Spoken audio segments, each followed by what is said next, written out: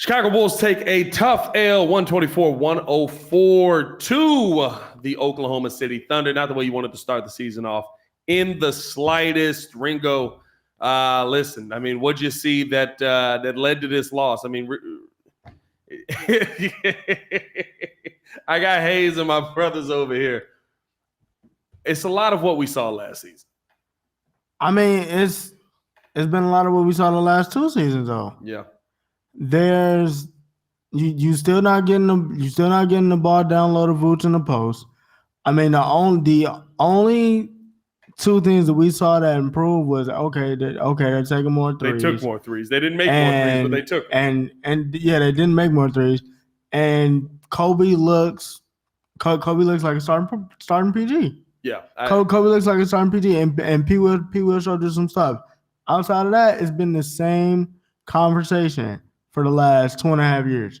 No, 100%. Like I have a hard time, right? Listen, taking more threes, I get it, right? But you still shot 28% from the three-point line. You only made 12 of them tonight. You took 42. You got to come out and start turning this defense into offense. I actually commend the Bulls for how they played defense a lot in this game. I know, right, 124, you're looking at me crazy, Pat. How can you say that they played defense well tonight? There were a lot of stretches where the Bulls played defense really well. The problem was they couldn't turn that into any offense, and then you get those moments where it would be 7-0, 6-0. Runs in a row, the Bulls come down, get 2, and then you go right back out and get an 11-0 run, right? Like, for me, I'm looking at, the offense. The offense did knock down shots. I mean, basically nobody showed up. Zach LaVine had a horrible game to start off, 4 for 16 in this game, 2 for 9 from the three-point line. The one thing that I did like that he did in the first half was he was attacking the bucket, trying to get some foul calls there. But outside of that, I mean, like, you really didn't see much of anybody. DeMar got his numbers to look a little bit better toward the end.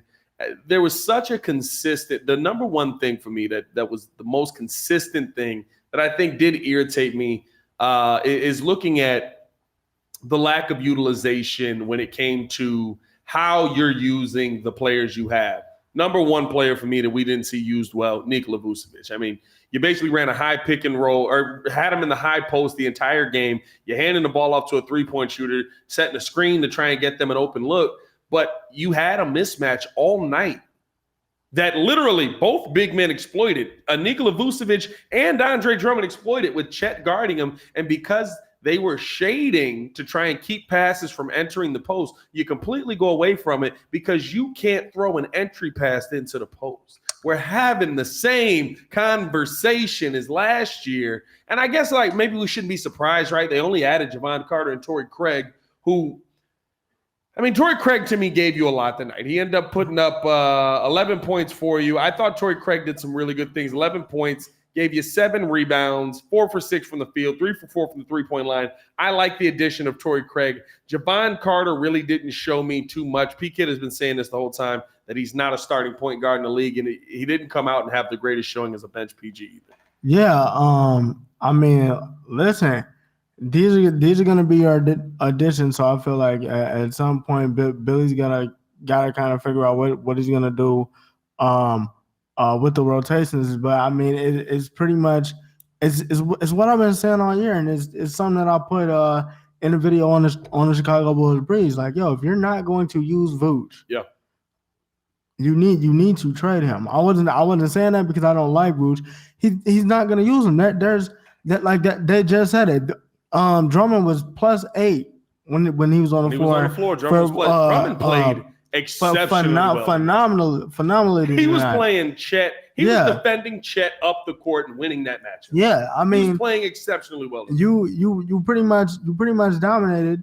You take him out, don't put him back in. Now we're having the same conversation. I mean, even with Zach, like you're sitting there, you're down 14. Yeah, he's on the bench to start. He's on the bench to start the quarter, and it's like, yo, we're legit having the same conversation. That's the reason why when Vooch goes over, and then he's coming back to the bench. You see him having the exchange. I wanted one of the guys out of the 3 that's getting paid on the team to be like, hey, show me a post. You're not doing this. Somebody needs to show me a post. And Vooch did that tonight. Even in the loss. And I hope that, this kind of wakes Billy up. But we got yet to see. Mug just talking about 25 games. I'm giving him 15 because I'm not doing another 82 talking about we need to get Vooch the ball in the post. That's the thing, right? That's what continuity does. I know, like I've said this a couple of times. One, you can't start off the season with a slow start. Now, one loss, this is one game. This is not the end of the world. The Bulls could go out and win 4 of their next 5, and we're having a completely different conversation, right? It's early in the season, but with this Bulls team, you can't start off with these slow starts. And I thought, when we saw the tweet from Casey Johnson that Nikola Vucevic was hot about the fact that he was not getting the basketball in the post, right? And that he went literally a 12-minute stretch without getting a shot up.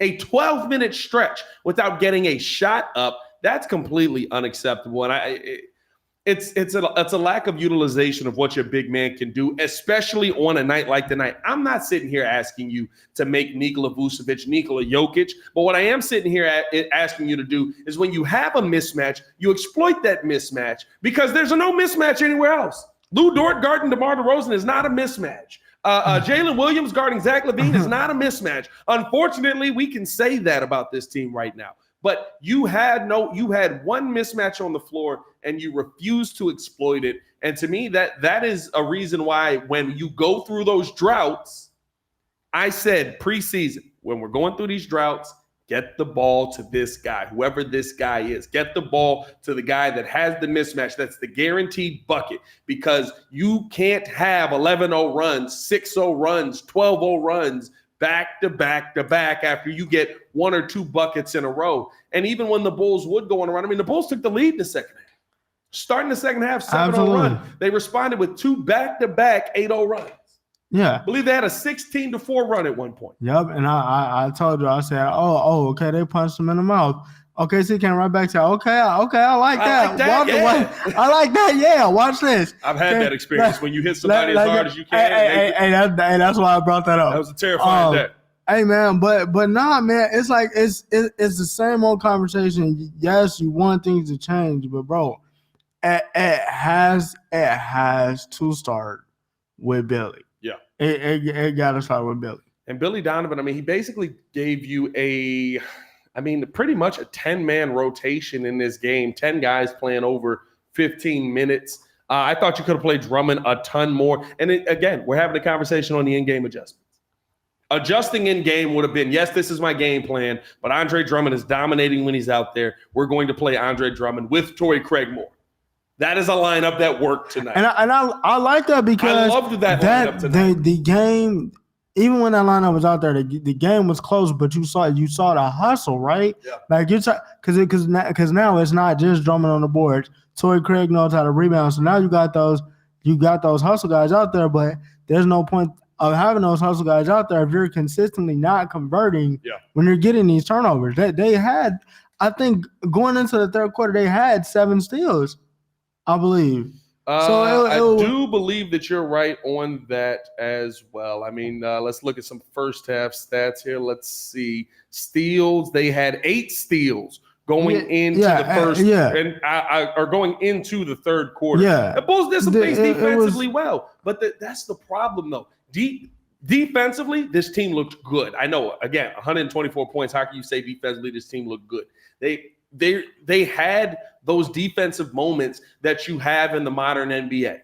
Like those are the moments you're going to have, right? You're going to have teams still put up 118, 125, 130 points at times. But can you have those moments where you get those big stops? The defense that I saw in spurts tonight, I loved from the Bulls. The lineups that they had out there defensively, I loved from the Bulls. But listen, you were missing wide open threes all night. And the question is, do you have guys on your team that can knock those down consistently? Kobe White's biggest thing coming into this season was consistency. What'd he shoot from the three-point line tonight? I believe he was 2 for 6, if I'm not mistaken. Or am I? I was giving him some bail on that. No, I was right. 2 for 7 for Kobe White tonight. Zach LaVine, 2 for 9 from the three-point line tonight, right? Torrey Craig was your best three-point shooter. I was worried about him. He looks like he's maintaining that three-point shot. So many question marks with this Bulls team. At the end of the day, it's still game 1. I'm not losing my mind completely, but it is concerning that so many of the things that we're seeing is the same old, same old. And yes, you took more 3-point shots tonight. I'm glad you took more 3-point shots tonight. There's some nights the 3-point shots aren't going to fall. Maybe that is tonight. And this Bulls team is going to be an elite 3-point shooting team. But Alex Caruso hoisted up 5 of them, knocked down 2. I'm sorry. Alex Caruso hoisted up 4 of them and knocked down 1. He was 2 for 5 from the field the entire day.